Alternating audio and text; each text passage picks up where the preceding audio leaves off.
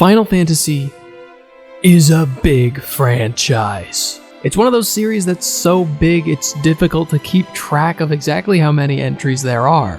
When I started my journey of playing through each one on this channel, the first thing I did was make a list. But as I went through that list and researched each game for my video series reviewing every Final Fantasy or I Die, or REFFOID, sometimes I would discover new ones I hadn't even heard of and have to add them to the list. It just kept growing, especially when I factored in books or movies or other multimedia releases that were connected to the games. Now that I've made it all the way to the end, I wonder, is there an official count? Exactly how many Final Fantasy games are there? Not counting ports or remakes, not counting DLC.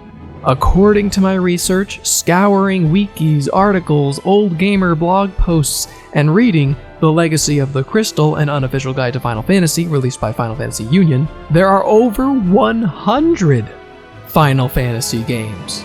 And nearly half of those were either never released in the USA, or were shut down, now completely unplayable anywhere, or both. In this video, I will cover and review, to the best of my ability, all of these games that have gone uncovered on REFFOID, the missing games that are no longer playable. A few of the Japanese-only games are emulatable to an extent and might even pair with a fan-made English translation patch too, but the majority of them are actually gone forever. You can probably bet that the majority of them are mobile games. Square Enix went crazy on the mobile games starting in the late 2000s, just as many other studios had. Most of them died out in time, though in the past year or two we've seen a surge in shutdowns. A handful of games that got full review videos on this very channel are now already gone, leaving only 2 live service Final Fantasy games currently remaining on smartphones in the US. War of the Visions, Final Fantasy Brave Exvius, and Final Fantasy VII Ever Crisis, both communities of which are basically counting down the days. So that should give you an idea about when this video is being made. It's 2025. We're still waiting for Kingdom Hearts Missing Link to come out, and the only other Square Enix mobile game we know of coming soon is Final Fantasy XIV Mobile, and we're all kinda confused about what exactly that is. So maybe you're watching this in the future and other games have been announced, released, and killed. I'll try to keep an updated list via a pinned comment below to future-proof this video as much as I can. This video is a little bit less about my opinion and more about completionism. As far as I know on YouTube, there isn't a video like this that actually compiles all of them together. I'll also leave an update if one of these games gets an official English translation and release, or if they perhaps bring back one of these games from the dead, even though that's literally never happened. But anything's possible. And as a final note, we're not covering old versions of games that exist in new forms, such as the older, crappier phone ports of the first 6 mainline games, just recently replaced by the pixel remasters. And we're not talking about cancelled, never released games such as Fortress or Versus 13. There are other videos for those. These are games that were available to actually play at some point in time, but are no longer. Now that we've cleared everything up, let's begin with our Japanese exclusive titles. Starting with the big one, Before Crisis Final Fantasy VII is one of the more infamous dead games in the series. It began the long run of spin-offs included in the compilation of Final Fantasy VII, a prequel game focusing on the Turks and their orders of business leading up to the original game. It never came west, despite plans to bring it here multiple times, including even a remake for Nintendo 3DS that never made it off the ground, and the promise of having the story included in Ever Crisis, which at this point I'm thinking was just a complete lie. Not only is it Japan exclusive, but since it was only made for some early 2000s flip phones, it hasn't been purchasable in over 15 years. If you did buy it back then, for a while you could still play it, since this was before the plague of always online server-based games, just as long as you kept your early 2000s flip phone and the battery still worked. But in 2018, the service that provided these games died and took all the games with it. For now, you can watch a full playthrough of the game with English subtitles thanks to the efforts of Grimoire Valentine on YouTube. This is probably the best look you can get at this game now, but there's also a fan remake you can actually play in English. Is it a remake though? It's more like a visual novel using the English script. You won't find any remnants of the gameplay since it's a very basic RPG Maker recreation. But it's something, right? I made a full video review of that remake where I talked about the story more in depth as well. You can check that out on the channel if you want to learn more. Let's jump a cool decade ahead to Final Fantasy VII G-Bike. At this point, it felt like there was nothing more we could milk out of the compilation of Final Fantasy VII. People were begging for a remake of the original for so long, and at E3 2014, we got this. Little did we know, just 1 year later, we would be hearing about VII Remake at E3. But for the rest of 2014, we just had to hear about G-Bike over in Japan. It was a racing game based on the Gold Saucer G-Bike minigame, but more fleshed out with new mechanics. Sounds kinda cool, but this is well into the free-to-play, pay-to-win era. You had your gil, which I assume you could earn for free, then the premium currency you had to pay for high-rarity weapons and bikes. I'm not entirely sure what would change about your equipment other than gaining new abilities and possibly speed boosts and limit gauge boosts. It looked as if it played similarly to an endless runner, sliding or jumping over things and dodging enemies like Temple Run. Cloud would attack on his own while you controlled the bike and casted any materia you had equipped. Of course, there were cool new skins to unlock, including a biker jacket designed by Nomura himself. Sometimes the other characters would appear to help you with a special attack, but Cloud was the only playable character. To me, it has the vibes of a game you'd see at an arcade. Like, I can picture getting on the bike and steering with it physically. That would be fun. But on the phone, it doesn't seem that interesting. What's the progression? Do you just fight a couple bosses over and over? Who knows? For a game that's not that old, it's kind of hard to find information on, especially now that all the search results think you're looking for the G-Bike minigame from Rebirth or Remake.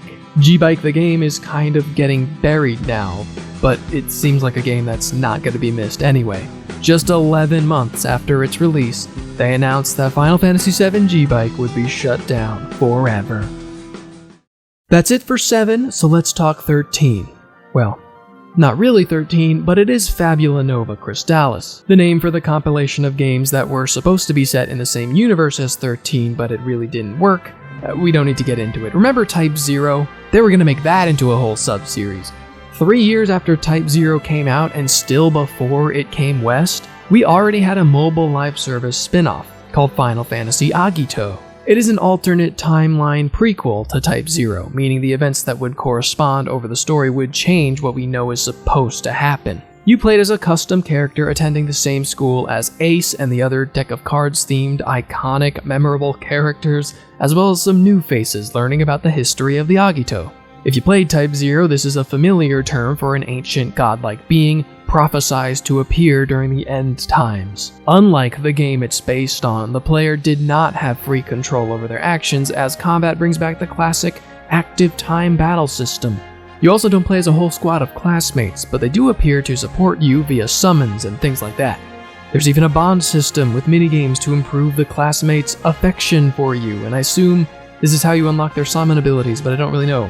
I also think it's free of gacha from what I can tell, but there is monetization through the different items you can pay for. Overall, this seemed like an ambitious title, maybe too ambitious, much like everything involving Type 0 and Fabula Nova Crystallis. The chapters would be set in real time with around 10 days of solo play running your personal missions and preparing. Then the next 4 is teaming up with players online to fight a powerful enemy. And that sequence would cap off one chapter and then the next one would start until the cycle repeats. Whenever the cycle would repeat, the story would play out similarly, but there would be new choices for players to make to get a different ending. It sounds like an actually innovative way to approach the live service format. Fans would collaborate on what choices they made and how it would affect the story, and then you'd have to keep tuning in to see how it would change again. It sounds like it would be kinda cool.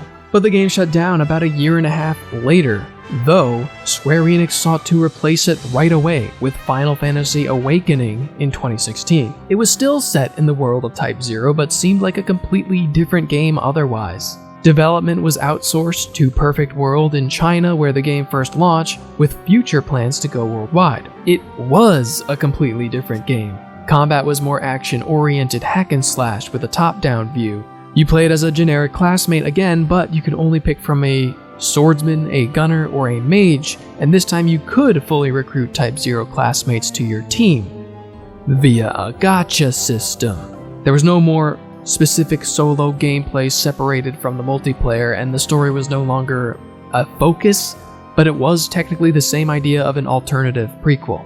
Most reviews I can find for it stated that it felt very bootleggy, like you could tell it was outsourced, it didn't have any soul, it was generic with a Type 0 skin on top, and it was aggressively monetized.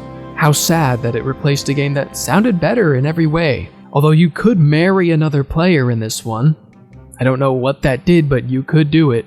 It eventually made its way to Japan and other countries, including the US, as a soft launch, but eventually that version had to stop due to, quote, changes and adjustments of services that prevent them from providing updates and maintenance. Not much longer after, in 2020, Square Enix withdrew the licensing agreement from Perfect World, forcing them to kill the game, but it had a 4-year run. I guess that's proof that Square Enix was really done with that IP in general. After Type 1's cancellation, Final Fantasy XV's development and DLC struggles, this game's closure is kind of the chronological last trace of Hajime Tabata's crushed dreams for Final Fantasy. It was truly all over now. In the premiere episode of REFFOID Season 3, we talked about Final Fantasy trading card game. It was a pretty fun Pokemon or Magic-like where you're tapping cards to attack your opponent, trying to kill them first. It's only natural to assume they'd eventually make a digital version of it since it first came out in 2011. I mean, Pokemon didn't waste any time, they got their digital version out on the Game Boy Color. So in 2019, when Square announced Final Fantasy Digital Card Game, fans of the physical version were ecstatic, until they saw footage and realized it is actually a totally different game with barely any of the depth the TCG has. Another microtransaction-filled premium currency pay-to-win gacha. It was only available in Japan on Yahoo Games Plus. This meant you couldn't actually download it on your phone. You play it through a browser and pay for your gachas with Yahoo Bucks. It was shut down in exactly 1 year. Though that wasn't the first digital card game, there was also Final Fantasy Artniks, released in 2012. It was a totally different card-based series crossover gacha game where rarer cards have better stats and will win battles over more common cards. They all have a cost value that means they can only be summoned if you have enough points, and you can get more points with money. Hooray! Collect your favorite characters to use in battle and give them equipment cards to enhance all their stats. Fight old bosses or other players and hope you don't go up against a whale. The cards were all just floating squares with reused assets doing basic animations, and there was no music. Sounded like a real fun time. It was shut down in 2 years. And was replaced by a sequel. Final Fantasy Artniks Dive was released in 2014 and featured a bit more depth than its predecessor. You still had your character cards you could pull for, of course that wasn't going anywhere, but now it was a dungeon crawler where you controlled a party of original characters using classic jobs. There were actual unique sprites created this time, what a concept, and an original story that I couldn't find any information on, but there was still no music. Their extra efforts to boost the production value were for naught, as this game was also shut down in just under 2 years. Have you ever heard of Itadaki Street? It's a digital board game series created by Yuji Horii of Dragon Quest fame. If you're an ancient gamer who was around during the retro days of the Wii, you might remember the first time in history we ever got a localized version outside of Japan. It was called Fortune Street, and they put Mario in it to really grab our attention. This of course brought out comparisons to Mario Party, which the game was quite different from. It's much more board game-like, with the main focus being buying properties and stocks and stuff. Oh, and in Europe it was called Boom Street, which I just think is great. It wasn't the most successful release, and it never came west again outside of a now outdated smartphone entry called Fortune Street Smart. Little Dragon Quest monsters and characters might be found in a handful of entries, but back on the PS2 they had the bright idea of throwing Final Fantasy in there too. Dragon Quest and Final Fantasy in Itadaki Street Special released in 2004 and became one of the most beloved versions of Itadaki Street. Once all the characters are unlocked, you can play as, obviously, Cloud, Aerith, Tifa, and Sephiroth from 7, Squall and Rinoa from 8, Vivi from 9, no, Zidane is not in it at all, Tidus, Yuna, and Auron from 10, Pain, Riku, and Yuna again from 10 too, Taru and Mog, just like the general races, not any specific characters, from 11, and Vaughn and Ash from 12. You made the cut this time, Vaughn. This is the first game we're talking about that isn't actually completely dead. You can go back and play this. Here I am playing it right now. That's me as Aerith. I can't read, but it made the money rain on these houses, so that's gotta be good. I ended up playing on Alexandria from 9 and was enjoying the vibes and general aesthetic of the early 2000s party game. When you go to the stock buying screen, it plays Kate Sith's theme, which was cool, I liked that. But the opening cutscene theme is just Twinkle Twinkle Little Star? That was a little odd.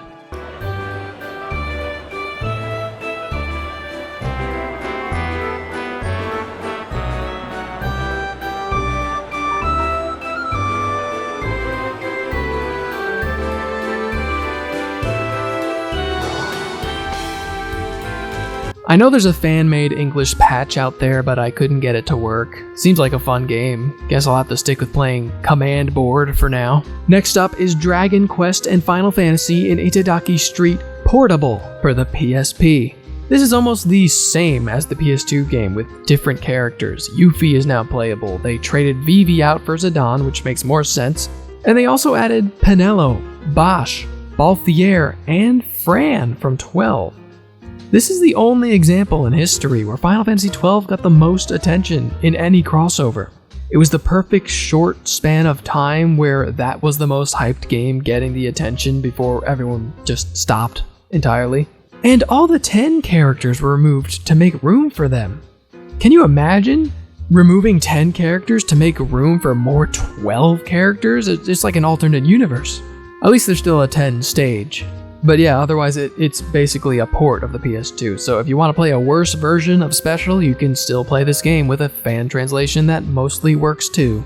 But we're not done yet. We got a truly dead one. Final Fantasy in Itadaki Street Mobile, not to be confused with Portable, was released for smartphones in Japan in 2010 as a subscription-based board game. Doesn't that sound fun?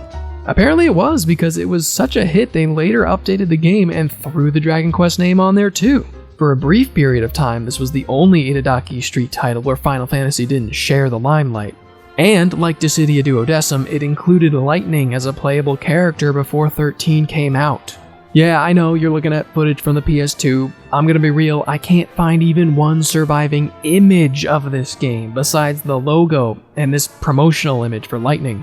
Everyone talking about it online through forums just shares a link to the official website, which is now nothing but a notice telling you that it's dead forever.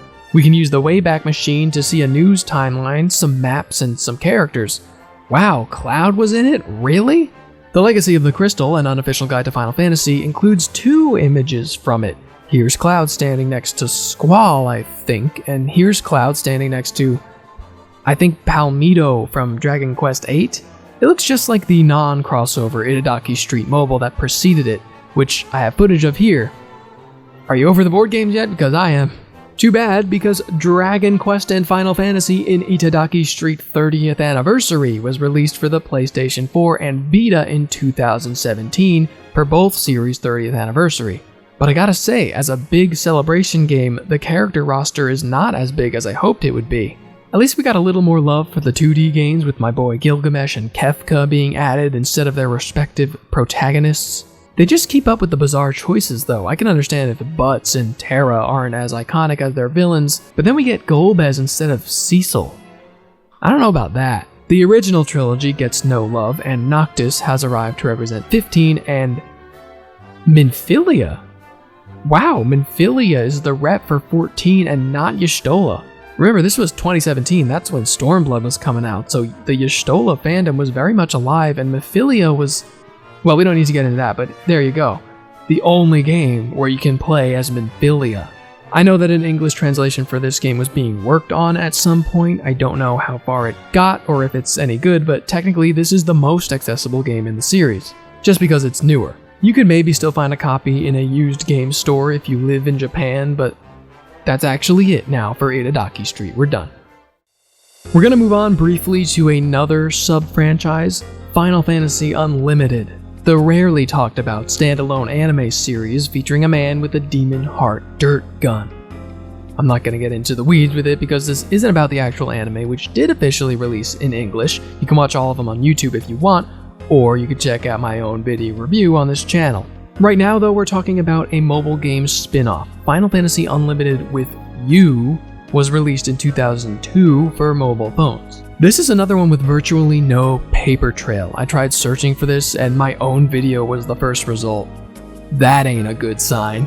The only other two videos are some of those evolution of compilation videos that listed in the description but don't actually show or talk about it at all. The crazy thing is, this had to have been available as long as Before Crisis was. It's just not as documented as Before Crisis because who cares? Well, now I do, I'm curious. The Legacy of the Crystal, an unofficial guide to Final Fantasy, mentions that it could be accessed for a fee of up to 300 yen a month. Damn Square, you were on that live service grind since 2002. Well, that probably means it can't be played anywhere ever again, and if there's no footage online, then I think we have our first case of total lost media.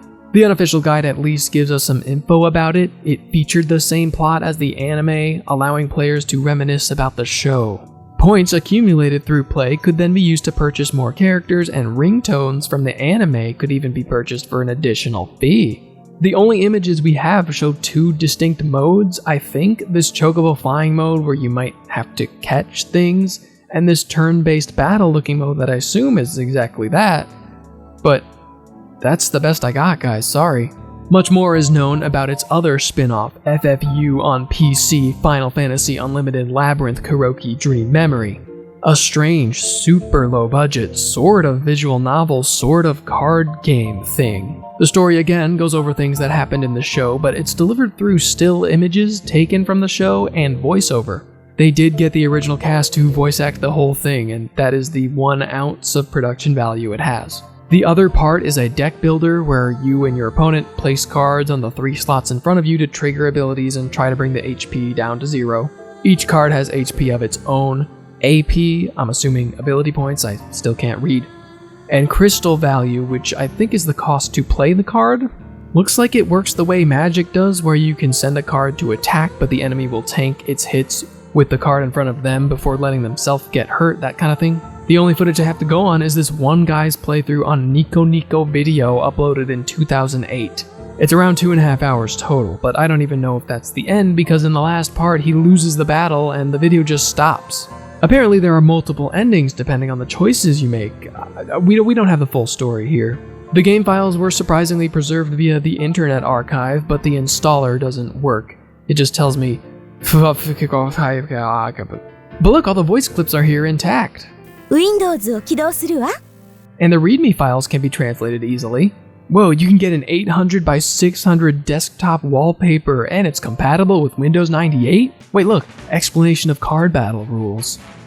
Okay, you can only use 1 crystal card per turn, which increases the maximum crystal cost. That must have been that red card that kept showing up. When you play an attack card, you need 1 crystal cost. AP is attack power. Oh, okay, it's not ability points. And then basically you play cards until they wait out their turn costs, the orange number here. Then they get into battle mode and can then be used to attack. If you choose not to attack when it's in battle mode, then it can be used to guard attacks. Okay, so I was kinda right. It's Magic, but way simpler and more solely about timing attacks right. Otherwise, it's really just a visual novel. Let's bring it back to main lines. Did you know that Final Fantasy XI had its own spin-off?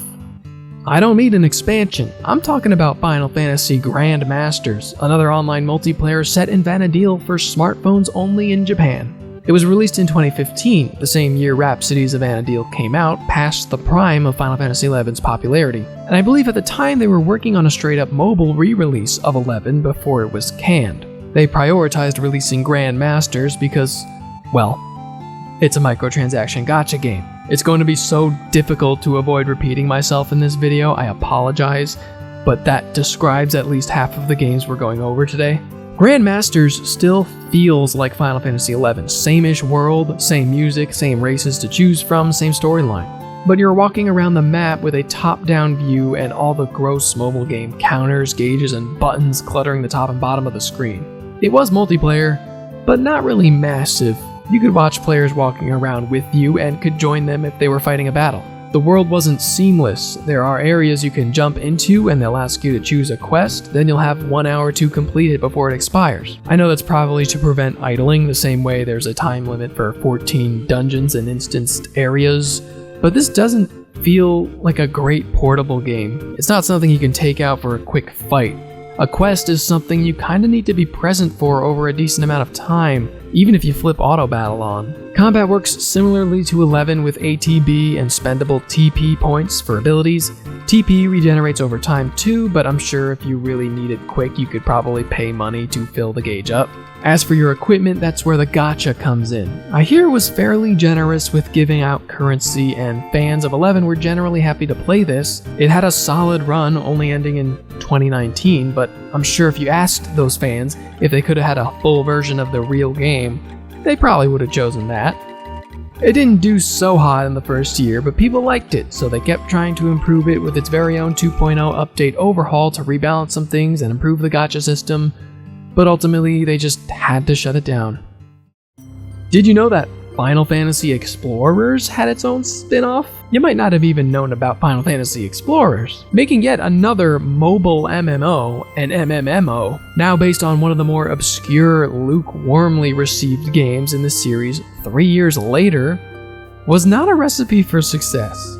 I reviewed Explorers on the channel. It was a Monster Hunter-like, but pretty much worse in every way. Just bland and obviously lacking in online interactivity, being a 3DS game. Perhaps this is what they sought to correct when they released Final Fantasy Explorers Force for smartphones in 2018. It is still a Monster Hunter clone, but it's now able to reach its potential as an MMO through a platform where people are always active and the game can be made free to play. I have to imagine that's just the gist of the pitch for this one, but I think latching onto the unpopular and barely recognizable branding of Explorers was not doing them any favors. Because if I'm being honest, I look at the gameplay for Explorers Force and think, wow, that just looks like a better version of what we got on 3DS. It seems like a game that actually requires you to work as a team because there's no offline mode where you can just punch enemies until they die. Jobs are split between DPS, healers, and tanks, exactly like 14. The graphics are better, the character models look more adult and less chibi. And there's a really predatory gacha system, oh god damn it. This is one of those mobile games that falls into the category of, wow, we probably would have checked this out if it was not a mobile game. Look at how busy this screen is, and you're supposed to be viewing it on your phone. If this was on PC, all this garbage would be gone, or at least shrunk down. Fights against big summon guys like Fenrir look actually fun to play. It's like if Final Fantasy XIV was a full-on action game and not like halfway one. I might have checked this out.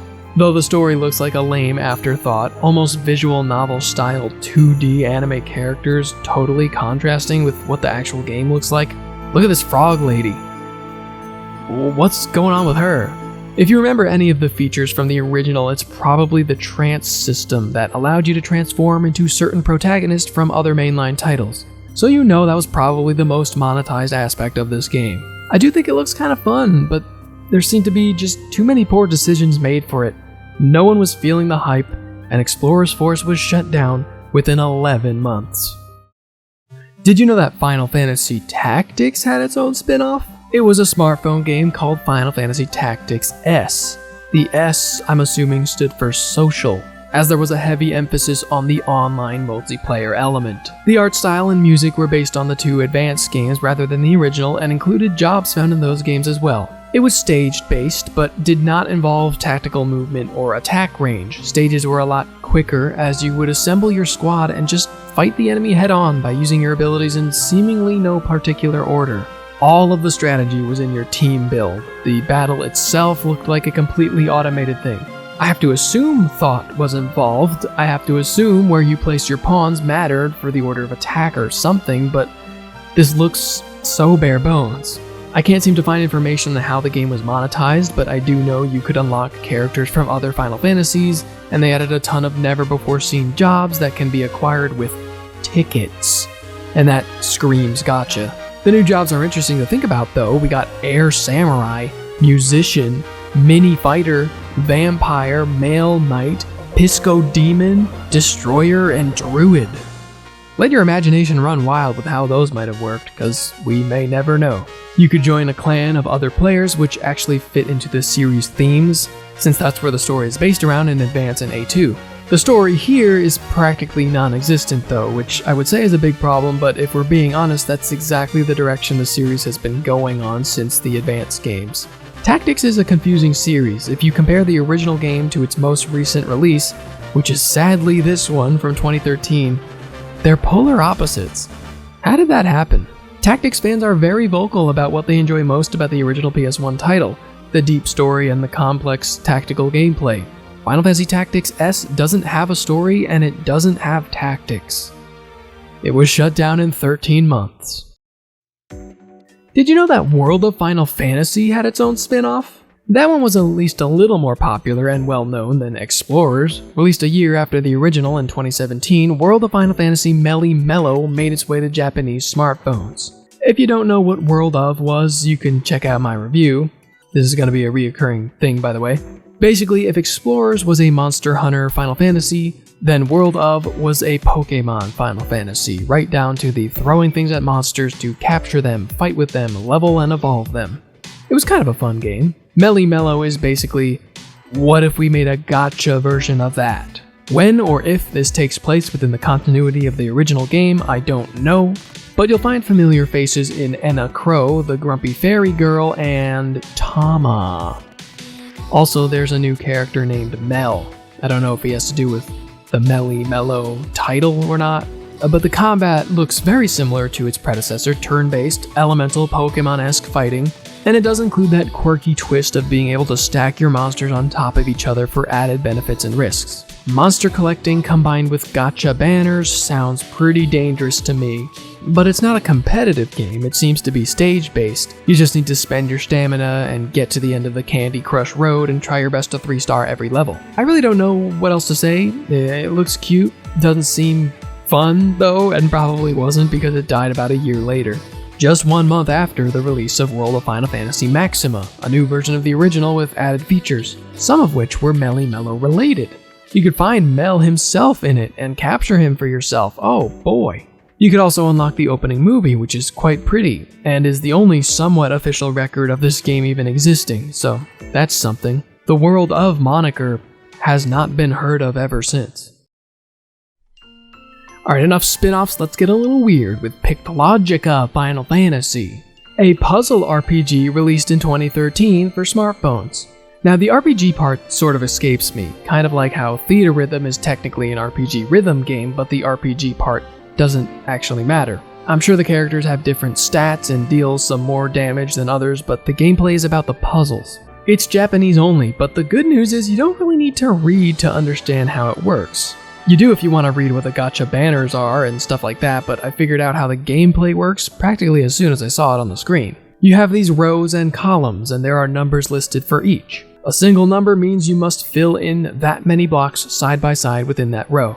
2 numbers means you must place 2 groups with those many blocks spaced out from each other. So 2-1 means 2 blocks right next to each other, and then 1 block not next to them, but in the same row. A single 5 would mean filling the whole row, since it's a 5x5 grid. Fulfill the conditions of each row correctly, and you've solved the puzzle. That is the gameplay of Pictlogica. I think the catch is you gotta do it as fast as possible to maximize the damage you deal, and then there's gotta be some sort of pay-to-win aspect from the gacha side, so I'm sure there were overpowered character abilities that can assist you. Seems like Steiner's move is he just makes all the rows and columns 5s, so you just fill everything in and win? Am I seeing that correctly? There's probably a bigger picture to it, but honestly, this seems kind of fun. A simple, addictive puzzle game to break up the monotony we've been seeing so far. I absolutely would have tried this out if I saw it. And I'm not alone. This game is popular enough to last 5 years before getting shut down, which I think is a new record for us so far. This was apparently good enough to pass Square Enix's preservation test because they made an offline version of it too. For a gaming console, Pictlogica Final Fantasy that was released for the 3DS in 2017. Still only in Japan, unfortunately, but this version is still playable. you can still go back to try and find a copy, and a fan translation is available. You know, in math, when you want to describe an equation is approximately equal to, so you use the squiggly equals sign? In Japan, when they were looking for a symbol to describe that, this is the one that caught on. A normal equals sign with two dots in opposite corners. It has the same meaning as our far more visually indicative squiggly equals sign. And that is the symbol they used as a subtitle for the 3DS version of the game, which is apparently pronounced Pictlogica Final Fantasy Nearly Equal. Just when you think you've seen all the subtitles for a game, what does that even mean? It's almost as good as the original? I can't say for sure, but from some rumblings online, Nearly Equal might be a much easier, dumbed down version of the game. And they still didn't bring it west, huh? Maybe without the live service gacha system to keep the difficulty rising, that meant you can power creep to the end now and be overpowered for most of the content. Also, you could transfer your data from the phone version before it died. I have no idea how the RPG balancing is supposed to work correctly with all that going on, but I just think doing the big block puzzles would be fun, okay? Now we have one more game in our Japan exclusive section, and it's another weird one. A typing RPG called Final Fantasy Worldwide Words, released for smartphones in 2014. If your mind is going to typing of the dead overkill but for Final Fantasy, you're pretty spot on. Defeat each wave of enemies by typing the word that pops up on them. The longer the word or phrase combined with the speed of your typing prowess will determine your party's damage output. And your characters might spout any familiar catchphrase that you can type to let them solo attack. Don't make a spelling error or go too slow lest you want to break the combo. You can bring spells, abilities, or summons to the fight and use them by, take a guess, typing the name of the things you want to use. That's fun, I like that. It's another 3-star every stage type game where the RPG elements aren't that important. The different characters bring certain passive abilities, but nothing too crazy. It's the opposite of Pictlogica in that it's extra unplayable if you don't speak Japanese. I can't imagine trying to get through a challenging stage without the muscle memory of knowing where the characters are on a keyboard, or, what the characters are on the keyboard. But I've also heard from people trying to learn Japanese that it was a surprisingly useful tool to help develop that muscle memory. It's a shame it was never localized though. This is another type of game I would have definitely been into. All I ask is a little simplicity in my phone games. The gacha system would have netted you new characters, but their influence is not that great in the gameplay, so it didn't come across as very pay to win. I could be wrong, but it also looked like with enough materials you could just synthesize a character that you specifically wanted. I also could be right, because this game was shut down in a year and a half due to players not pulling that gachapon enough. On a final note, how dare you call it Worldwide Words without bringing it to any other place in the world? At least the rest of the games in this video were. I'm glad we're done with the Japanese exclusive games. I was getting real tired of not being able to tell what was happening. From here on out, we'll be discussing games that are all gone for good. But at least were playable at some point officially in English. Let's start by heading back to Midgar. Or should I say, the Great Glacier. That's right, Final Fantasy VII Snowboarding was released for a handful of different mobile phones in North America in 2005. It didn't come to Japan until 2008. Oh dude, look at this website, this is sick. Look, it's mobile gaming. Yeah, so remember when you snowboarded? They made that into a standalone experience with spectacular graphics, rich sound effects, and fast-paced action.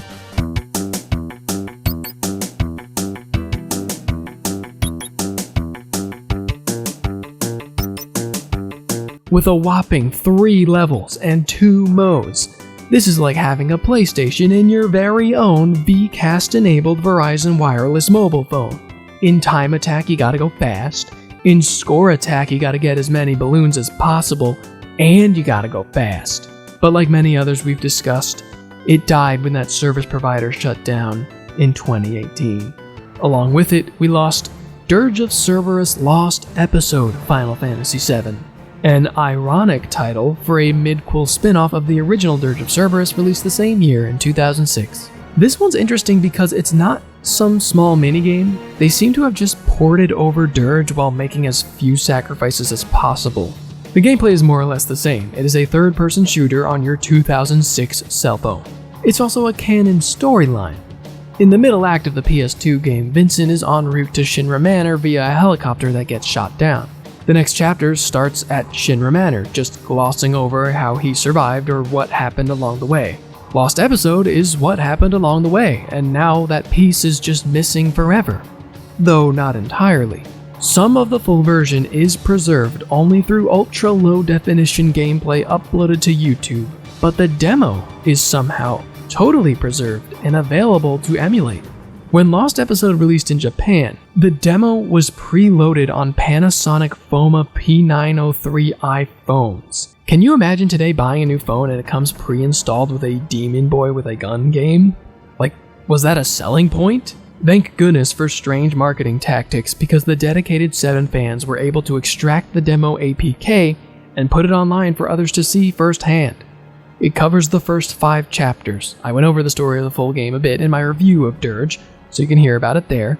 But due to the conditions of the emulation, the demo is all in Japanese. Though, who needs to read when all you gotta do is shoot things?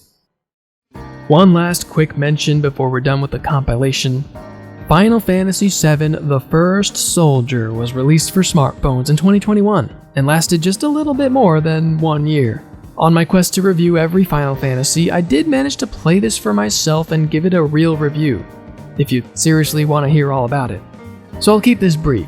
It was a battle royale game, a low-effort, battle pass pushing trend chaser that just didn't seem like a good fit for Final Fantasy since the moment it was announced. In my experience playing, I wasn't sure if I was ever fighting players or bots at a given time, and it was plain unfun to play on my phone. There were plans for a PC release which might have helped their cause a bit, but it was pretty clear to everyone that First Soldier was dead on arrival.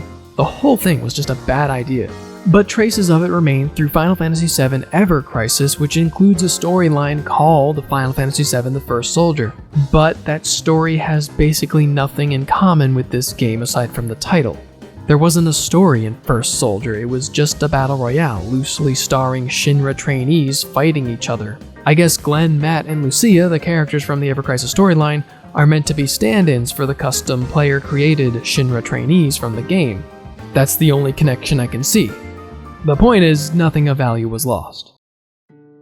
We've now covered all of the 7 stuff, so let's double it. Let's talk 14. This is going to be another brief one. Most Final Fantasy fans are familiar with the disaster of the original Final Fantasy XIV.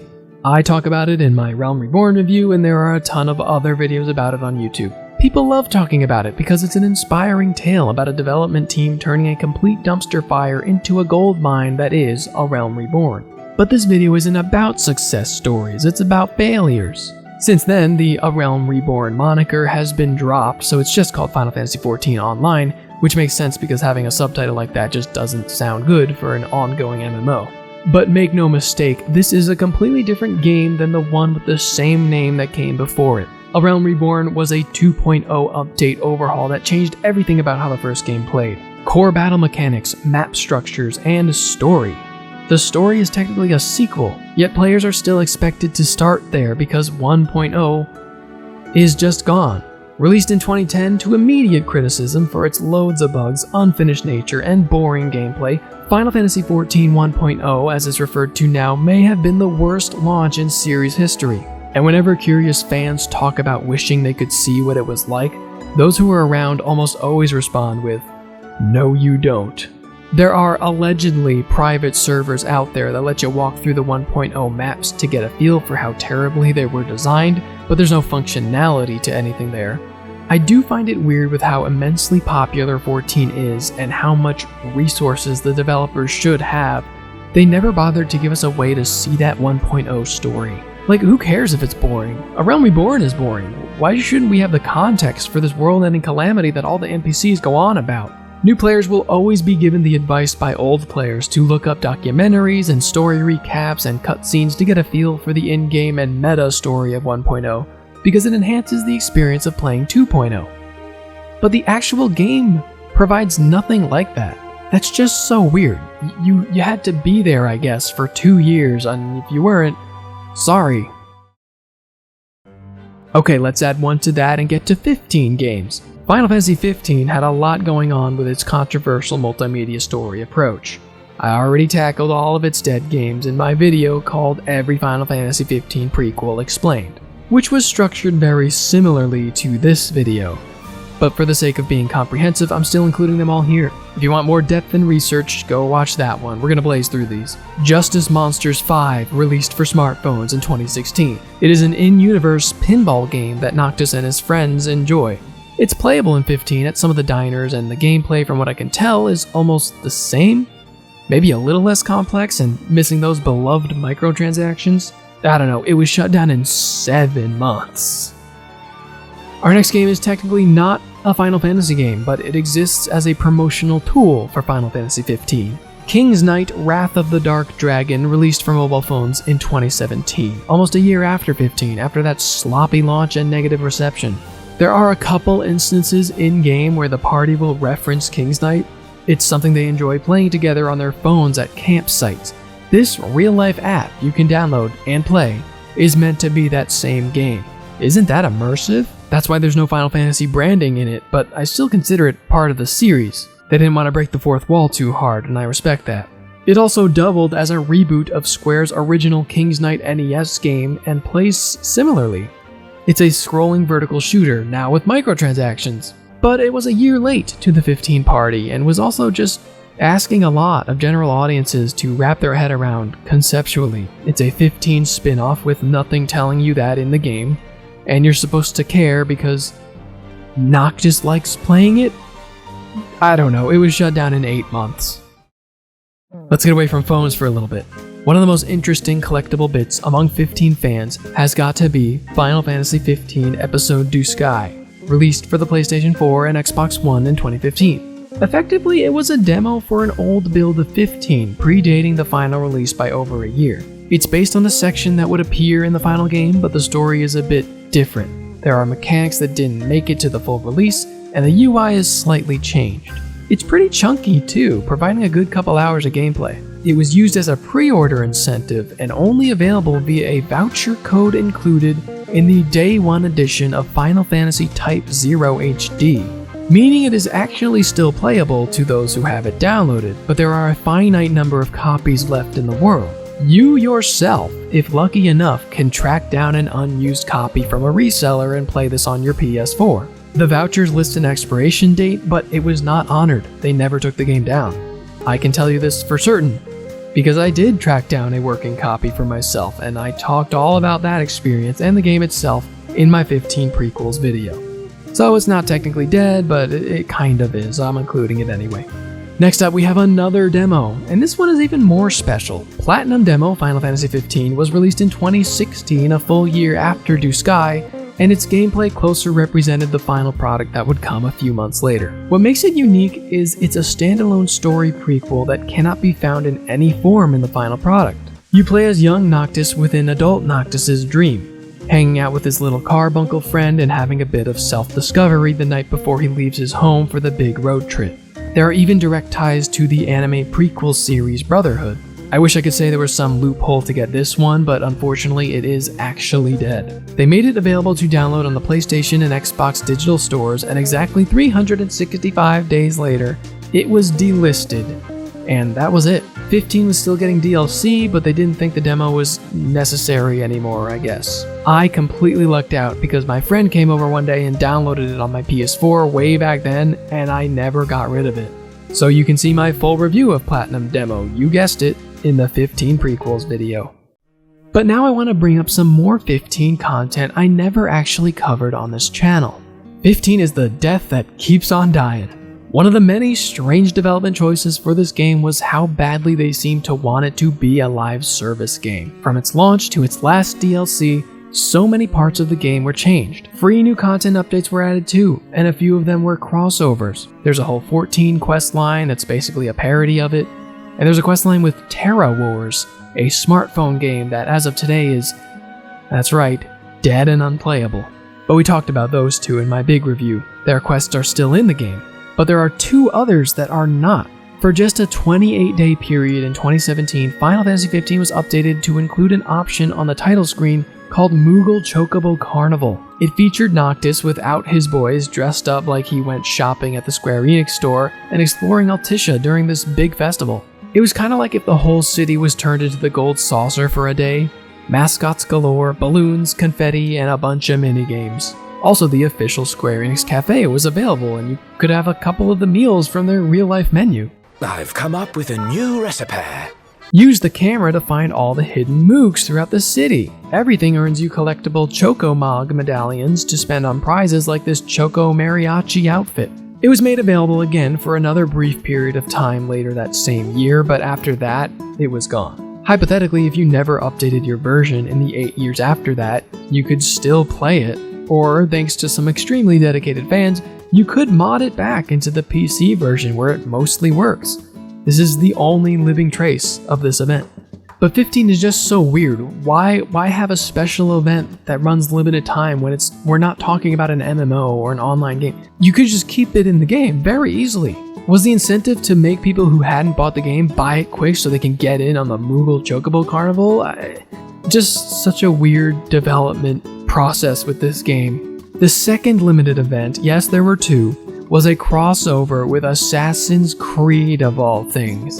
And it was available for 5 straight months, but never returned. This time the town of Lestalum gets a makeover for the big Assassins Festival, which is a thing in this universe, I guess.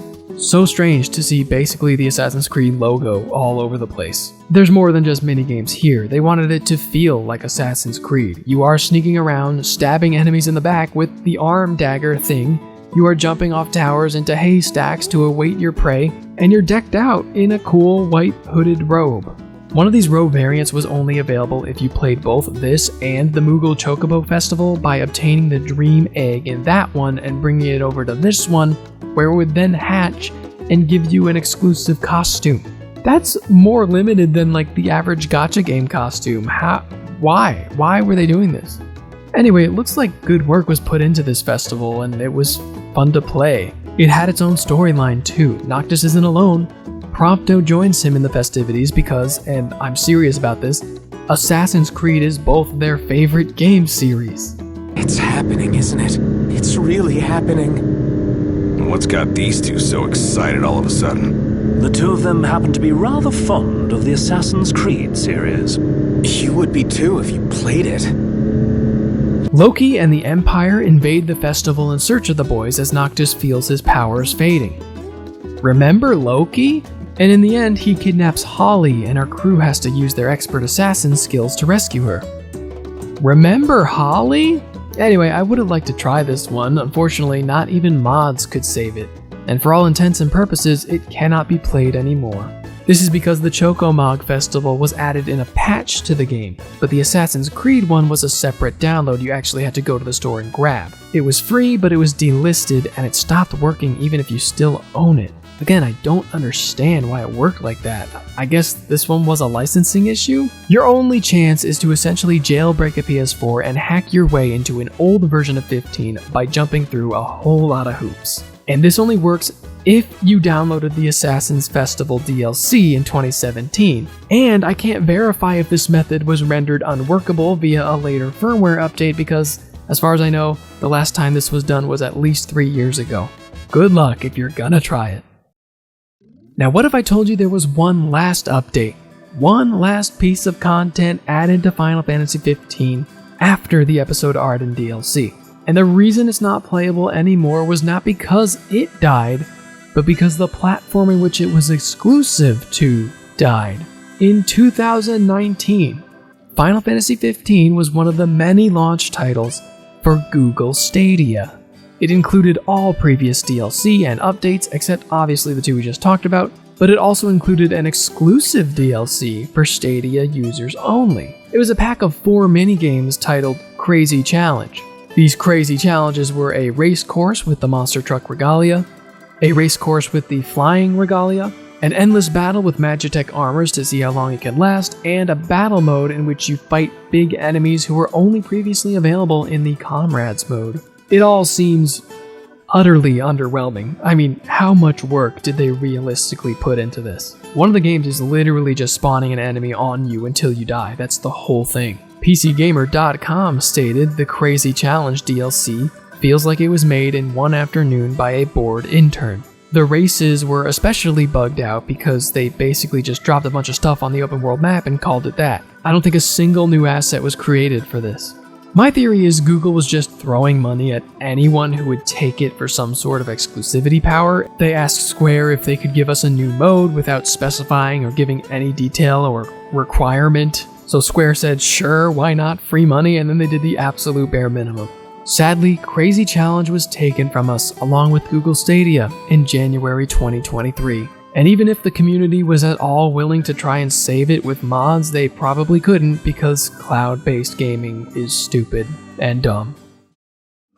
Back to mobile games for a quick second. Final Fantasy XV had 2 of them. I played and reviewed both of them as part of my weird Final Fantasy XV spin-offs video, and they have both since been shut down. If you want a more in-depth look, you can go there, although depth is quite lacking in these games. A New Empire was released in 2017 with development completely outsourced to Machine Zone Games, creators of Game of War, which is like the most basic template for generic city-building predatory phone game. It's more or less a reskin of that. Remember earlier when we were talking about how Final Fantasy Awakening felt like a Chinese bootleg?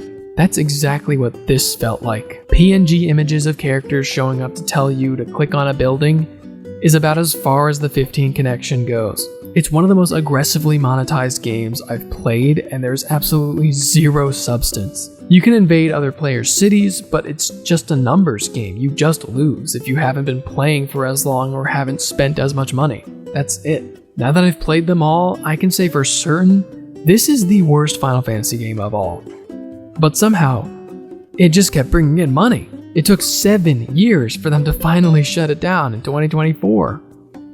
Good riddance. In 2022, Machine Zone released another 15 mobile game, this time with a bit more production value. When I played Final Fantasy XV War for Eos, I was surprised to find out that it's essentially the same godforsaken game as A New Empire.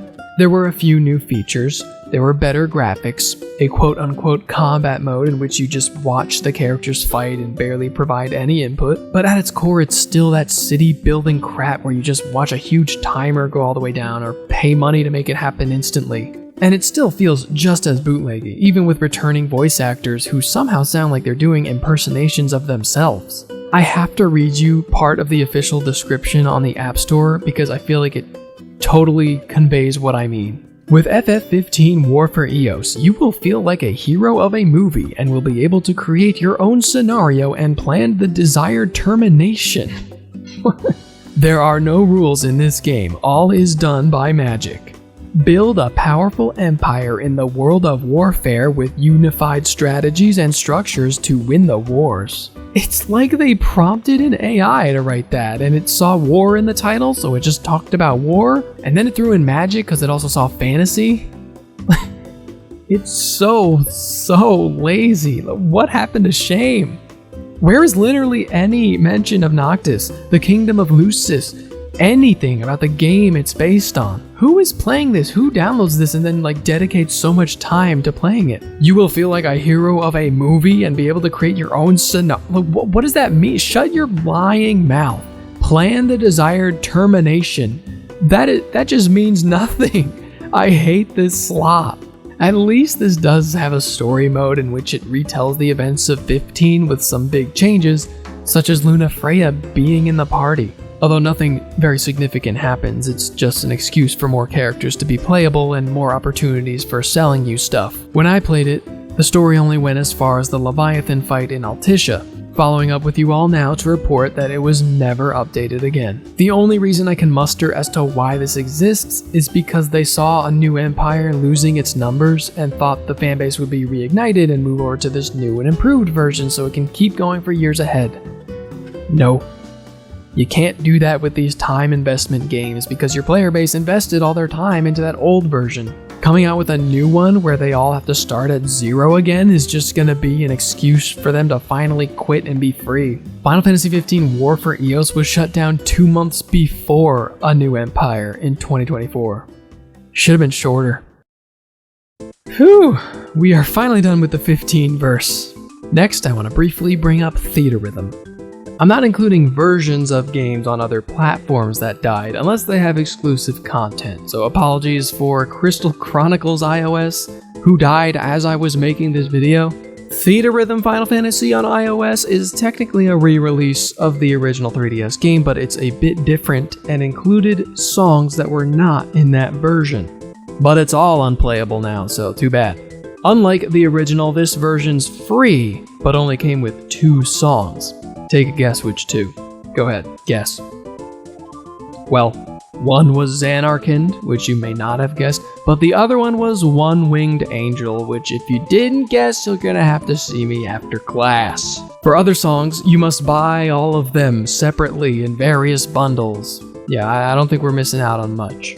And while we're here, I'll mention that the 2 3DS games, Theatrhythm Final Fantasy and Theatrhythm Final Fantasy Curtain Call, both had a whole bunch of DLC that would have cost you a lot of money, but cannot be obtained anymore due to the shutdown of the 3DS eShop. Some of these songs were not made available in the most recent release, Final Bar Line, so it's a real loss. I know the completionists went through the effort of preserving this DLC by purchasing it all before the shop closed.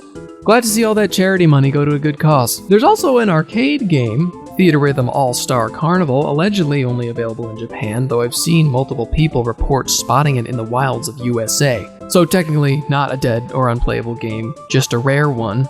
Thought you might want to know about it if you didn't, so there you go. Theatrhythm Final Bar Line was based on this arcade game, but there are some interesting differences between the two. You can hear about that in my Final Bar Line review. You got a whole lot of videos to watch, man. You gotta get on that. And to close out our rhythmic reprieve, we have the most obscure entry, a browser-accessible game made entirely to promote the original in 2017. It was called Theatrhythm Final Fantasy Social Theatrhythm. It looked like a very bare-bones, crappier version of the real thing, but whatever, it was just promotional material. The social part was you could link your Facebook or Twitter and team up with your friends to play the one available level with random tracks. Training mode lets you fight your friends and followers, and monster mode is the cooperative play that I think only goes as far as having their names next to the characters. The rest is just Theatrhythm, until the final boss, who is a tonberry with a man's face pasted on it. Yama-chan. He's a comedian? I can't find any reason why he appears here, but he's a pretty big name over in Japan. He was Garfield in the Japanese dub of the Garfield movie. Garfield is now 1 degree of separation from Final Fantasy. How do you feel about that? Also, did you know social rhythm is a form of therapy used to treat those with bipolar disorder? That's fun. Now what should we talk about? How about some tiny games? In 1999, later after the release of the newest mainline, we got a PC CD-ROM, not technically a game, called Final Fantasy VIII Desktop Accessories. It's funny how it used to be a popular thing to sell you themes and screensavers for your Windows 95 or 98 machine. But unlike FFU on PC, Final Fantasy Unlimited Labyrinth Kuroki Dream Memory, they did not include those fun bonuses in the PC release of VIII. It was its own disc sold separately.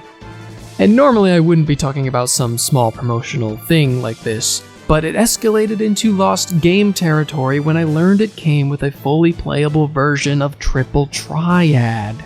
Now, because it wasn't connected to a whole RPG, collecting cards in this version was very difficult. In this, you were forced to start with the same 13 cards, and they would be randomly selected for any given match. On your own, all you could do was fight AI opponents randomly at a time, so you couldn't even hunt for specific cards you wanted, but still, it's standalone Triple Triad. You could also battle against a friend if they also had Final Fantasy VIII Desktop Accessories and was connected to you via LAN. I wonder if anyone did this. Too bad you can't anymore, unless you still have Windows 98 and are willing to import a $300 copy of the disc off eBay. But don't lose hope yet, card game fans. Not too long later, we saw the release of PlayOnline, the online hub that would become known for giving players access to Final Fantasy XI, which you can still do to this day. Only 2 other Final Fantasy related things were accessed through here. A multiplayer mode for Dirge of Cerberus, I talked about it in my review of the game, and standalone Tetra Master, the often controversial sister of Triple Triad. There was much more depth to this version though, compared to Desktop Accessories. It had its own original soundtrack with a new arrangement of Melodies of Life. gameplay enhancements, new mechanics, new cards, some of which were inspired by Final Fantasy X, and of course, you could play online. When starting, you would be asked to join a guild, the Warriors Guild for high offense cards, the Voyagers Guild for high defense and building cards, or the Summoners Guild for magic cards. It was a Pokemon-esque content lock, meaning your guild would give you access to cards the other guilds couldn't find, and this would encourage trading among all the players. Or you could crush them in battle and steal one.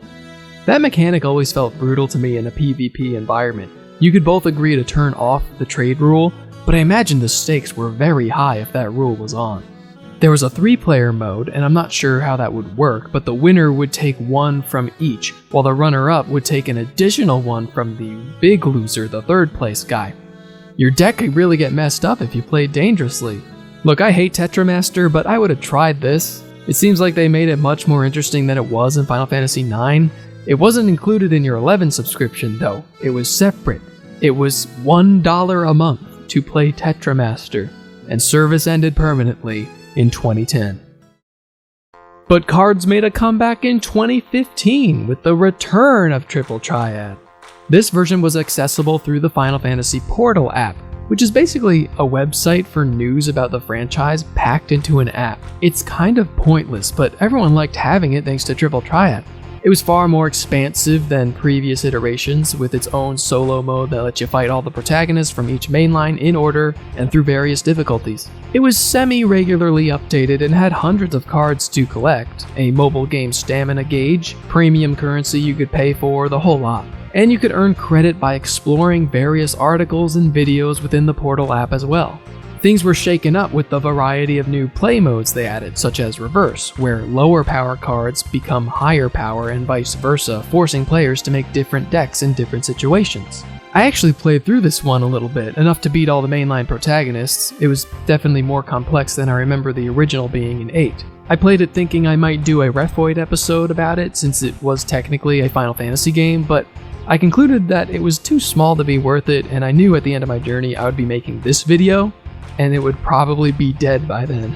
Well, I was right. In November 2024, Triple Triad ended service, and now the only way it lives on is through Final Fantasy VIII or 14. More mobile games, you ask? Well, if you really want them.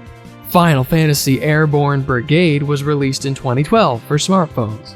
The character and environment design was done by the same company who helped on Theatrhythm, you could probably tell. Players would star as a nameless version of themselves with a chosen job, equipable gear, and weapons that would affect their stats. In the solo stage mode, you explore an area while running into random enemies, and the game would pretty much play itself based on the items you have equipped. You would obviously spend stamina for each stage played and have to wait out the timer after. In Brigade mode, you would compete against other online player brigades to see who could do the most damage to a given enemy. The winner received a better prize than the loser. And every Sunday, brigades would get reset and shuffled around, so you'd have to meet and develop a new strategy with a new crew every week, which is kind of interesting, I suppose. But the game was not received well on launch. It was called Pay to Win, which was a fairly new thing to say about a game at the time. But you also couldn't play it without it tracking your data, and the whole thing had absolutely no sound because it was played within some Japanese social media app. It was just an incredibly exploitive experience. But it still had potential, they thought, at least in Japan. So in 2013, it was rebranded following a big rehaul update, and it was now called Final Fantasy Brigade Break the Seal. This added more polish, world maps from all different kinds of Final Fantasy games, a Moogle tavern, new items, the works. Americans basically said, no, we still don't care, and it died a year later, but in Japan, service lasted all the way to 2020, so surely some people there were sad about it. Here's one I know people were not sad about. Regarded by many as the worst game in the series, it's Final Fantasy All the Bravest, released in 2013. You may have heard of it if you've been in touch with the community long enough. Why was it the worst? Simply put, it's a non-game. And I mean even less than the average mobile game. The entire experience is tapping on a character when their bar gets filled. Period. That is it. You will eventually grow out an army with bars filling out at different times, so the whole time you're basically just scrubbing your finger up and down until it's over. Eventually, enemies will clear you out and kill your team. At that point, you have to wait for them to respawn or pay money to bring them back. It's so unapologetically scummy. I did get to play this one on the show, so if you want a whole video review about it, it's there. I somehow talked about it for 18 minutes. You can hear all about its great nuances and how to cheat the system to revive your party for free.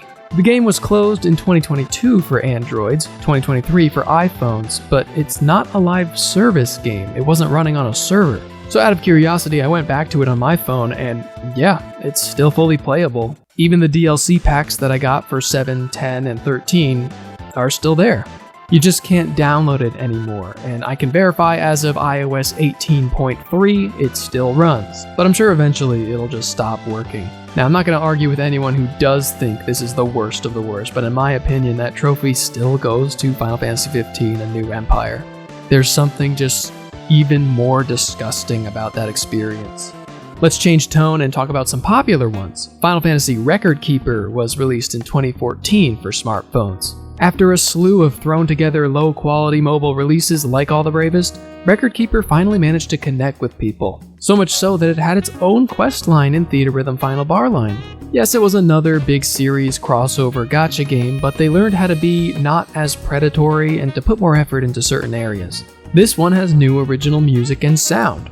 Wow! It has pretty artwork and sprites, which is especially fun to see when encountering characters from the 3D games. And it stars an original character with an original story. As simple as it is, you are the record keeper tasked with restoring old paintings that tell ancient stories, the stories of each mainline Final Fantasy. You can collect the characters and pull for their best weapons. There's a section for each game featuring fights from their adventures in chronological order. So yes, it's just one big nostalgia circle jerk, but who doesn't enjoy that every now and then? I can see myself looking forward to my favorite bosses being added and seeing if the same strategies worked against them from the main games, and attempting to collect all my favorite characters.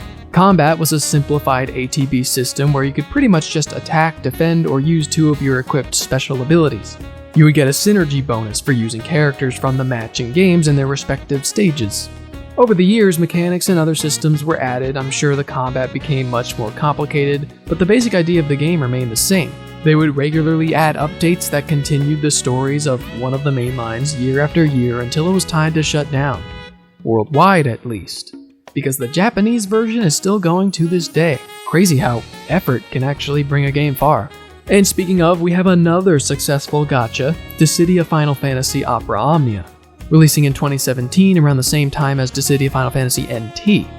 I managed to get a full review of this one in too, but I would not have been able to cover the full story before my time was up. This game had story updates for 7 years, including a mountain of side stories focused on nearly every character they added, and they added a lot of characters. Possibly the biggest strength of Opera Omnia was the sheer amount of possibilities for character interaction, even if it was voiceless dialogue. I can't speak to the quality of the overall plot.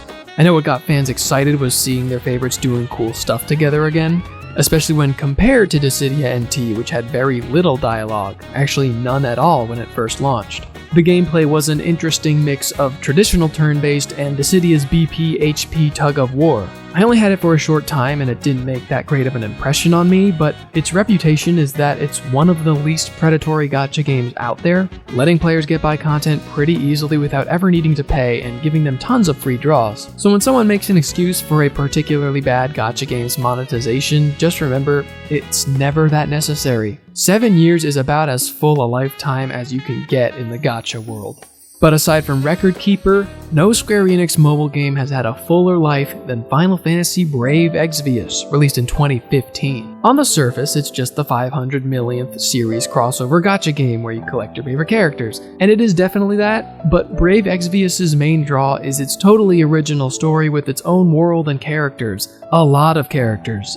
Really great music, and probably the best sprite artwork of all the games we're talking about today. The Final Fantasy characters themselves are basically just summon abilities that the real characters use to fight, and they serve no relevance to the immense 9-year story they've been telling. Most players that stuck around did so less because of the fan service and more because of actual interest in the plot. There are 4 seasons of stories so far, and while the first one is maybe not the best, a lot of fans would urge you to stick with it until you get to season 2. When I played it, the game just asked you to skip all the way to Season 4 because that's the most recent one, and the amount of power creep that occurred in 8 years meant that there was virtually no gameplay for me. Every battle was just instantly won. If you got to a fight you actually had to try in, the battle system was actually kind of interesting, letting you choose which units attack based on when you tap them in an attempt to chain them together as best you can.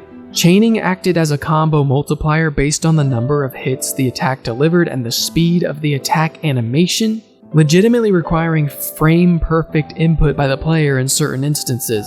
In my video review, which you can watch, I couldn't connect with it. I couldn't get past the exploitiveness of the gacha system, which was not nearly as nice as Record Keeper or Opera Omnia, and the story was so bloated and intimidating to hold my attention. Not to mention how confusing all the mechanics were after so many years of creep. That's the nature of these games. At some point it gets too much for new players to manage, and eventually old players get bored. So the global version of Brave Exvius was shut down in 2024, but it's still going side by side with Record Keeper in Japan as of this video, with Season 5 on the way. You may know about its tactical spin-off, still currently available in the US, but did you know about Final Fantasy Brave Exvius Tap? Released for Facebook in 2017. Facebook. It is an endless clicker spin-off featuring the characters from the original game. You can go through stage after stage, tapping. That's what you do, you tap until the enemies die from your onslaught of particle effects and explosions. The rest of your party attacks on their own based on their level and equipment. You earn money by killing things, which lets you buy more equipment. And there were raid battles. Endless clicker raid battles where you join other players to click down a giant boss. Crazy. Can't really complain about a game that labels itself an endless clicker. You're gonna get what you get. And there's no gacha monetization or anything, so like, what else can I say? I don't know why they made this.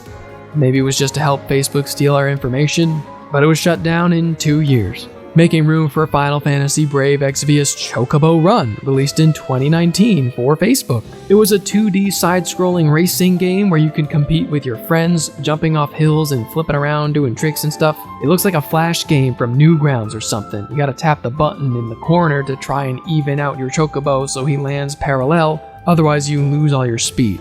You know what, that's what that reminds me of, Line Rider, where you're the little guy on the sled. It looks like it plays exactly like that. If you die, you can watch an ad to revive yourself once. There are a few different chocobos and riders to unlock from Brave Exvius. It sure is a Facebook game. The funny thing about this one is I don't know when it died. There's no information on that online. One day the link just stopped working and nobody noticed. How sad is that? Brave Exvius Tap doesn't have a specific date either. All I have is the wiki saying mid-2019. Like someone eventually noticed and assumed it happened around then. Chocobo Run doesn't even have a page on the wiki. For a game that came out in 2019, that's unbelievable. Maybe after the lack of interest, Square realized it probably wasn't worth pursuing Facebook games anymore because this is where they stopped that. RIP Chocobo Run. Gone and completely forgotten.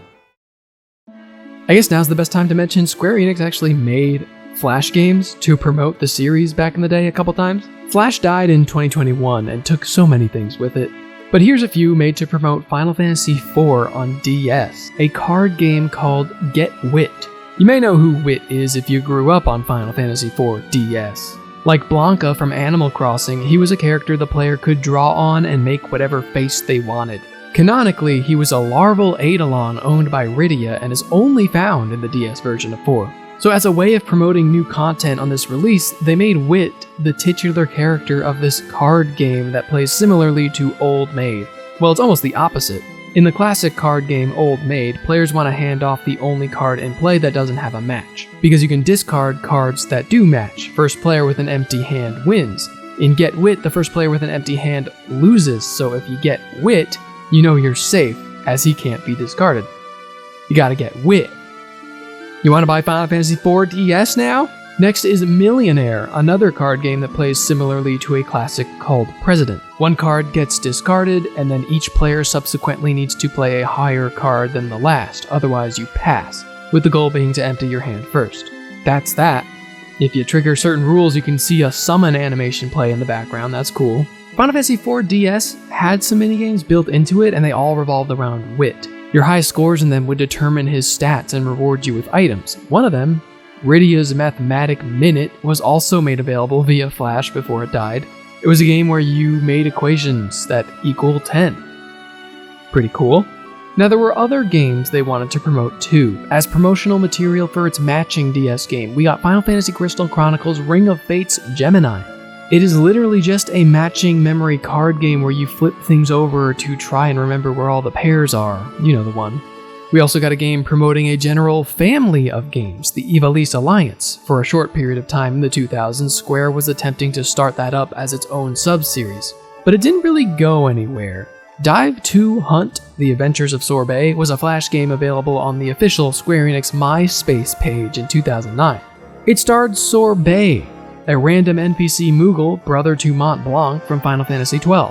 It's a diving game. You have 30 days, or rounds, to collect as much treasure as you can while not emptying your oxygen tank and suffocating to death. Well, actually, if that happens, you just take 3 days to recover in bed, so you lose all that time like a penalty. And this is actually a remake of the original Dive 2 Hunt, which Square Enix just made on their own volition. You played as an anime girl in that one.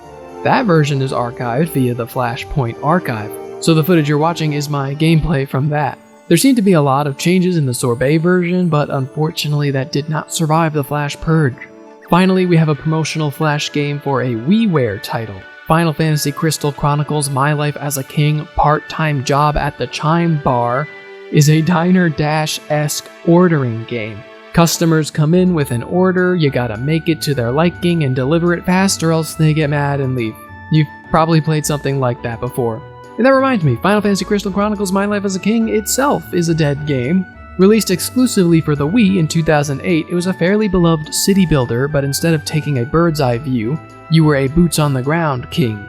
Build the right houses to produce workers, train them to fight well, send them on quests to fight enemies, eventually leading to a final boss. In 2009, its pseudo-sequel, Final Fantasy Crystal Chronicles My Life as a Dark Lord, was released for the Wii as well. It was a single tower defense game where you could rig each floor with different kinds of enemies to counter the warriors busting in to kill you from the nearby kingdom. It was about budgeting your resources and knowing which floor types and enemy types work best against the heroes. Both of these were interesting, cozy, and charming games, but they were digital only, and lost to time when the Wii Shop channel shut down in 2019. If you downloaded them before then, they're still playable, or you can emulate them and their unnecessarily large amounts of paid DLC pretty easily, which is what I did in my video reviews for both of them that you could check out on this channel. But that's not all. There was another promotional tie-in game. Final Fantasy Crystal Chronicles My Life as a King Everyone's Kingdom came out just a few months after the main game. It was a little more interesting and original than those other Flash games we talked about. It was a city builder seen from the perspective of the citizen now. So by joining, you would choose a job and interact with others online as you watched the kingdom grow while increasing the levels of your respective buildings and unlocking new things. I'm sorry I can't seem to find any footage at all from it. It seemed very simple, like it was basically a website attached to the Square Enix membership program they were doing, as a little bonus incentive for joining. That sounds cool though.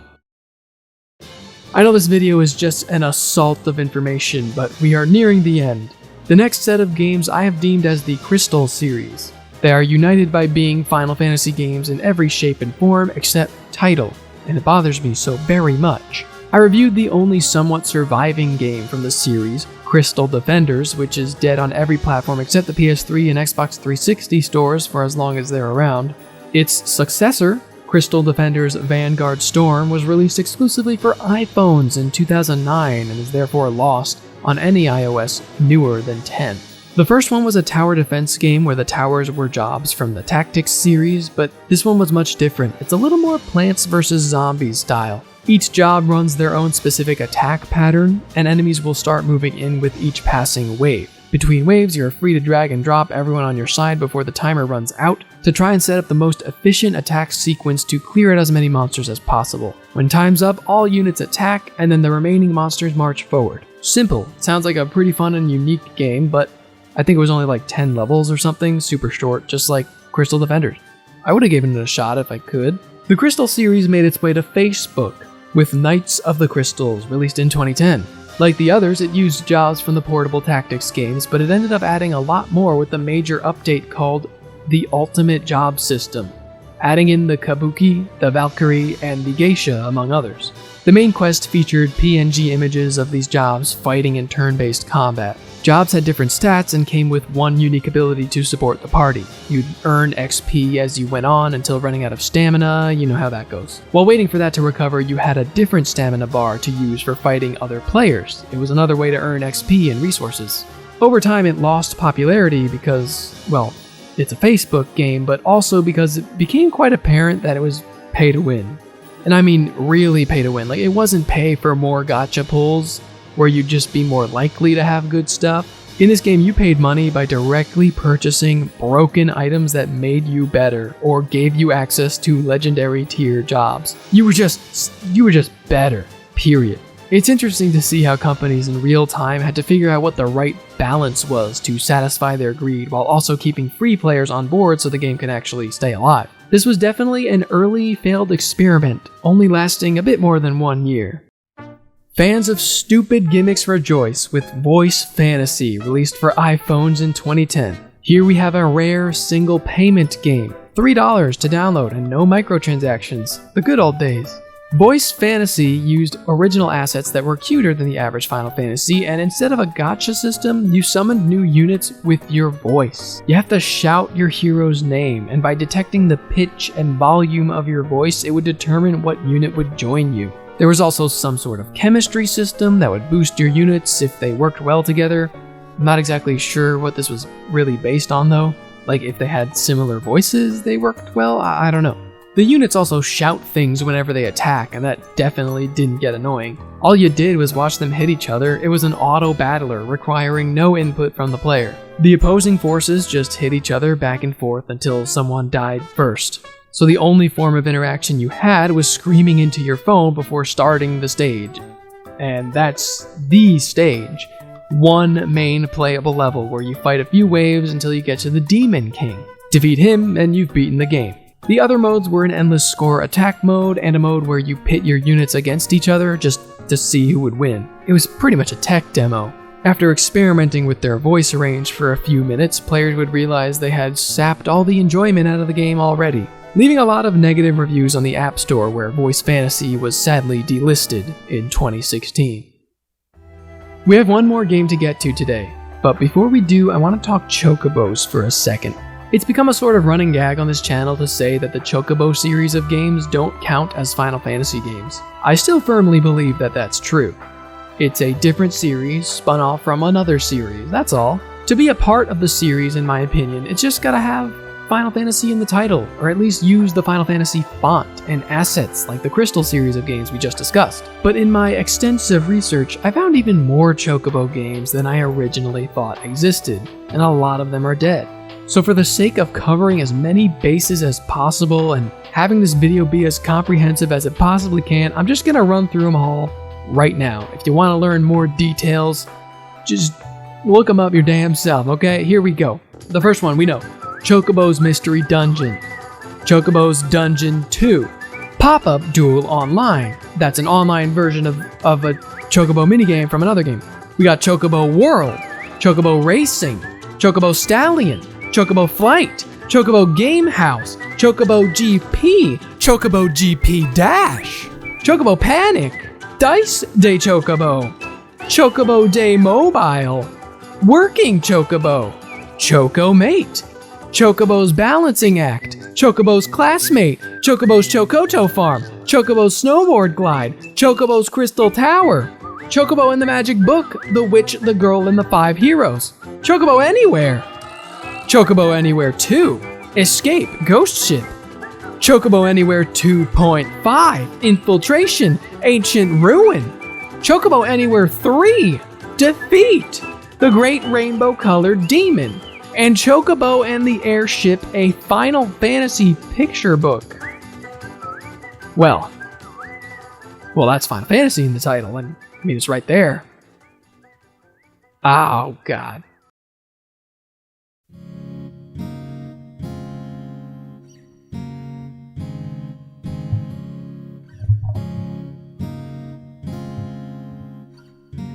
Chocobo and the Airship, a Final Fantasy picture book.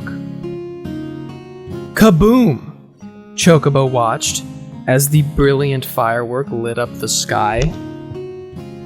Down below in the town, the landlady was yelling at Sid. "Sid, must all your experiments end in explosions?" "I won't give up my dream," Sid muttered through his bushy white beard.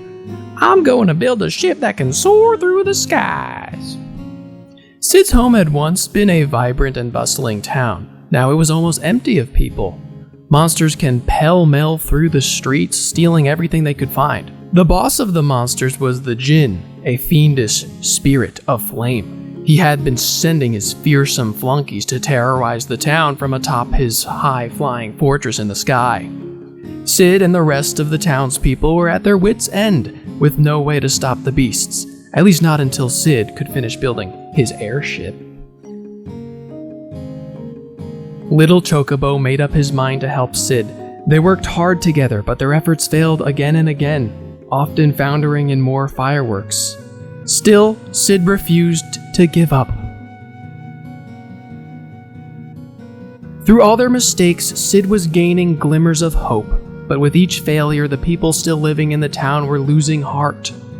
One by one, they started to leave. What's gonna happen? Sid and the Chocobo decided to spare the landlady's house any more untimely explosions, so they packed up and moved their workshop to a cave under the side of a great volcano west of town. That seems smart. Together they toiled and sweated and strove until their airship was nearly finished. There was only one problem left, but it was a big one. How could they give the ship enough power to fly? Then one day, a book in one of the teetering piles on the workshop floor caught Sid's eye. "That's it," he cried out. "Eureka! Chocobo, look! It says here there's a stone that can make our ship fly." "Oh, I know that stone." According to the book, there was a cave of ice far to the north of town. Inside was a magic flying stone that could power their ship. Whoa, this is Final Fantasy I accurate. There was no time to waste, so the pair rushed off to find the cave of ice. They crossed rolling fields and great mountains until they at last found it. "Looks nice and warm, guac guac." To which Chocobo replies, "Quay quay. Who the heck is that? What is that thing? I've never seen that creature. What is that floating creature?" The Cave of Ice was a maze of twisting, winding paths filled with treacherous traps of all kinds. Oh yeah, don't I know it. Braving the danger, they ventured onward until they finally reached the deepest part of the cave. The flying stone was nearly in their grasp. They found their way to the great big door, and then... there's a snowman in there and stuff. They found themselves in a great big heap of trouble. They were surrounded by a pack of frightful monsters. How would they ever escape? "Stop right there, fiends." Wait, whoa. Just in the nick of time, 4 heroic adventurers arrived. Warrior, Red Mage, Black Mage, and White Mage. These brave souls had come to the rescue, and with Chocobo's help, they beat the monsters in a flash. I didn't know this was gonna be like a Final Fantasy I thing. With the monsters defeated, the hidden chamber beyond opened. Inside, the flying stone floated, bobbing gently in the air. "You did a great job, Chocobo," said Black Mage. "Here, these are for you." He placed a pair of stylish goggles on Chocobo's head. Now let's get back to town. Goggles' origin story for Chocobo? I mean, he's not always wearing goggles. Chocobo and his friends returned to town, but sadly it was still empty. I guess the people aren't coming back, said Sid. Or so he thought. "Sid, you got your hands on a flying stone, I see." The landlady had returned, and so had all the townspeople. Why did they return? "Well, don't just stand there gawking. Get your flying boat of yours finished." "We'll help too," said the townspeople as they came running to lend a hand. But there was trouble brewing, for the Djinn had realized what they were doing. Time was running out.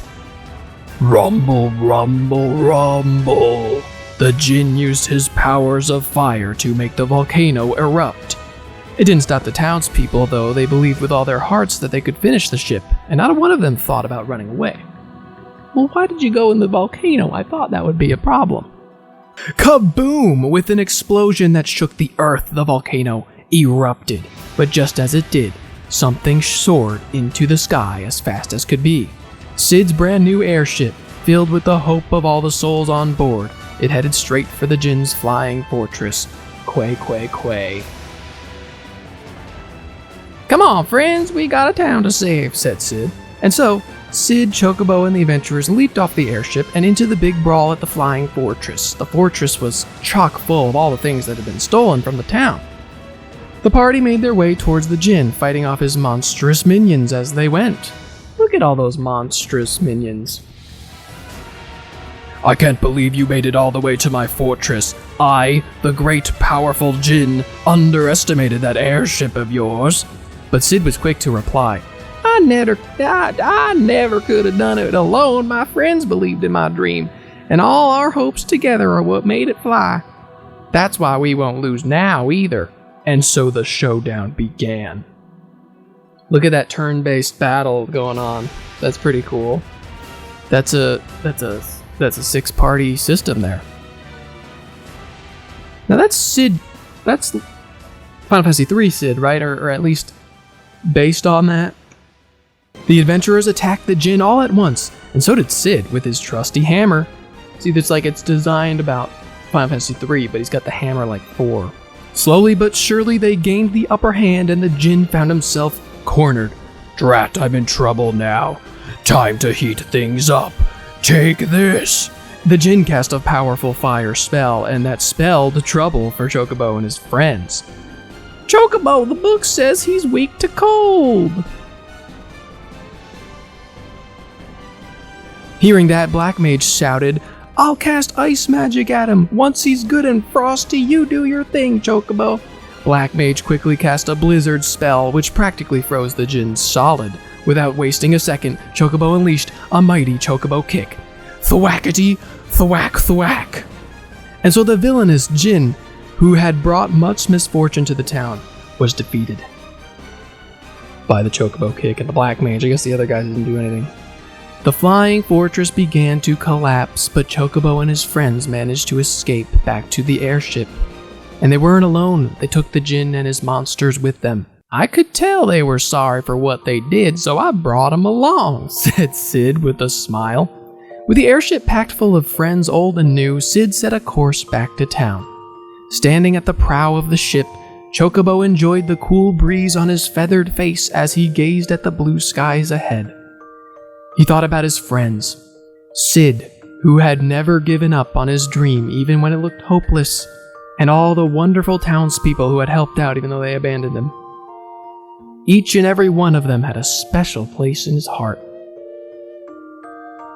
Wait, so the Djinn's all good now? Like everyone's good? That doesn't seem right. That doesn't seem Final Fantasy accurate. Say, this red light's been blinking here for a while. What do you suppose it's for? It shows how much fuel's left in the airship, I reckon. But gosh, it looks empty, huh? That's the end.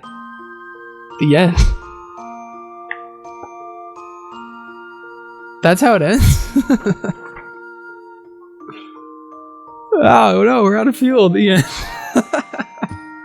This is written by Kazuhiko Aoki, who worked on Chrono Trigger, Crystal Chronicles, the Chocobo Mystery Dungeon series, and Dragon Quest X. And illustrated by Toshiyuki Idahana, who worked on Chocobo's Mystery Dungeon, Final Fantasy IX, that sounds right, and Crystal Chronicles, among others. Why did they end it like that? That's so weird. It's supposed to be, like, funny? I don't know. The thing I'm caught up in, he appears here, too. What is that little bug creature? What was that thing? I feel like I've played all of these games, and I don't know what that guy is. You know what? Because he's probably from Chocobo series of games, which is not Final Fantasy. There you go. Yeah, so my review, this is probably the best Final Fantasy book I've ever read, so I highly recommend it. And now we reviewed every Final Fantasy. Yes, okay. So let's get to that last game. Do you know who you are? Do you know how it is you have come to be here?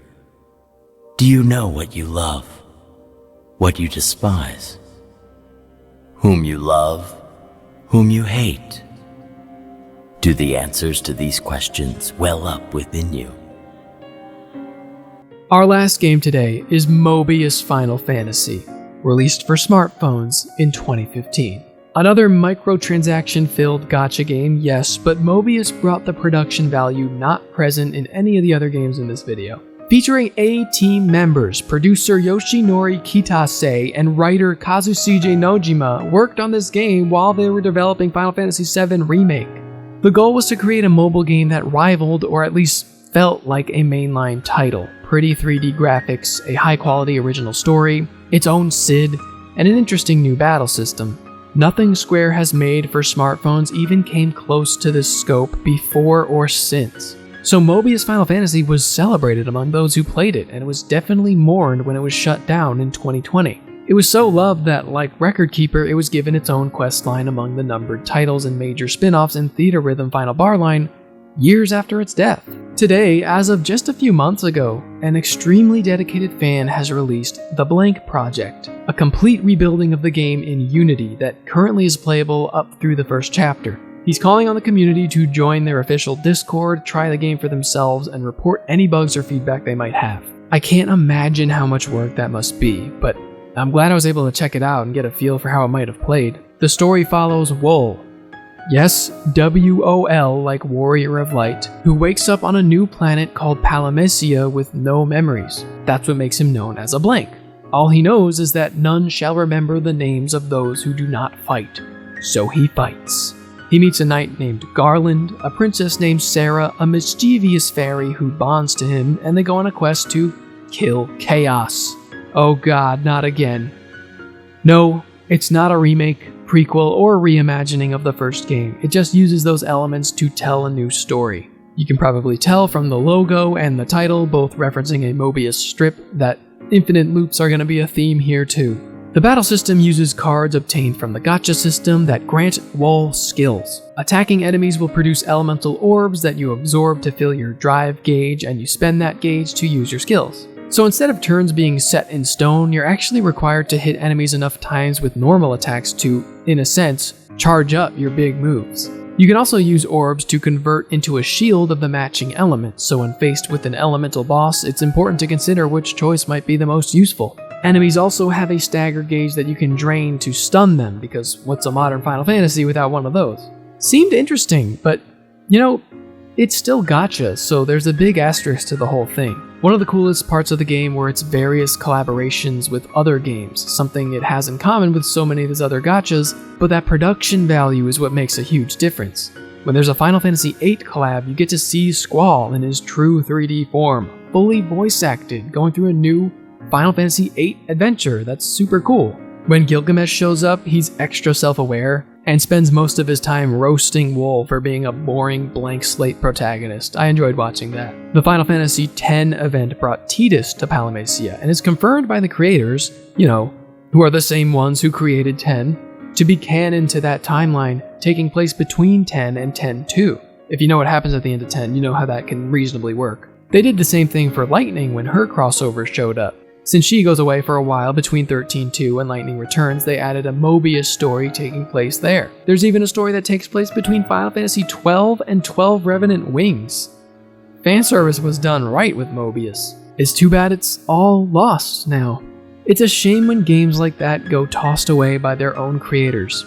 I'm not informed enough to know how much work it actually takes to create an offline version of a once online game, but the context of these games being literal slot machines made to soak up as much money as possible until they've outlived their usefulness makes me think the reason they don't do it is not because it's hard, but because they just don't care. Video games are the least preserved form of entertainment. It's an industry that pretty much never seemed to be concerned about it. When consoles were in their infancy, and there was like a wild west of companies just making machines that only played certain things, which had to be abandoned when they made the next one.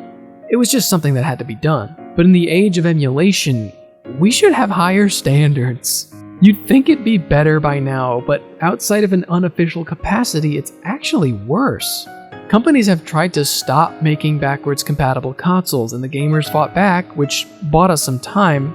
But now we're seeing a clear indication that everyone wants to make digital-only consoles the future. Now when downloading a game is the only option, all it takes is the store delisting it for it to be gone. And we have so much of these always online games too. With them, it's not just possible, it's expected that when they stop support, it'll never be playable again, even to those who paid for it. And look, I know the majority of games we talked about here are utterly disposable trash, but each one of them is still a part of history. Being okay with them dying is gonna blow up in your face when the one you like dies. And as bad as they may be, there's someone out there who loved playing each of them. I hope Square's recent trend of shutdowns is setting a precedent for them focusing less on these types of games. I mean, before starting work on this video, I had no idea how bad it actually was. But I kind of feel like they're just doing it to focus on bigger ones coming in the future. Like, we're gonna have less random thrown together gotchas and more large scale Brave Exviuses or Ever Crises, which I guess is a better deal. Now, I do believe every Final Fantasy video game ever has been covered on this channel. We did it! And it only took 4 years. All that remains is to talk about them together in one final video where I will rank them all. That's gonna be a big one. I'm figuring out what exactly that video is gonna look like right at this moment, but I hope you'll stick around to watch. If you're new to the channel, subscribe so you know when it drops. And check out the REFFOID playlist to see the full journey.